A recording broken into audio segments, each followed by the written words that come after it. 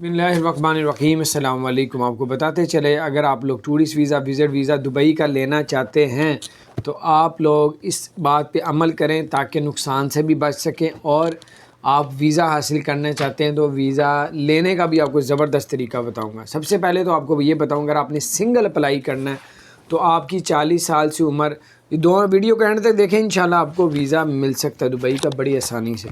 Video کا and تک دیکھنا، آپ نے کہنا ہے کہ یار یہ تو میں نے پہلے بھی دیکھی ہوئی ہے، پھر بھی وہی بات کر رہا ہے، لیکن آپ دیکھیں گے پوری ویڈیو کا اینڈ تک تو آپ کو سمجھ لگ جائے گی۔ آپ کو بتاتا چلوں، اگر آپ کی 40 سال سے عمر کم ہے اور آپ سنگل اپلائی کرنا چاہ رہے ہیں تو ویزا اپلائی نہ کریں، آپ کا ویزا ریجیکٹ کر دیا جائے گا۔ 13 ملکوں میں پاکستان بھی شمار ہے جو ابھی تک ٹورسٹ ویزا، وزٹ ویزا معطل کیا ہوا ہے۔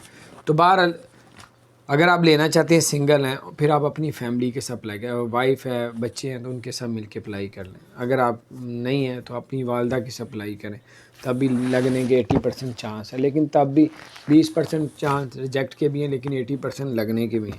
والدہ کے ساتھ اپلائی کریں تو لگ جائے گا، والد کے ساتھ نہیں اپلائی کر سکتے، یا بیوی کے ساتھ کر سکتے ہیں۔ اور دوسری بات یہ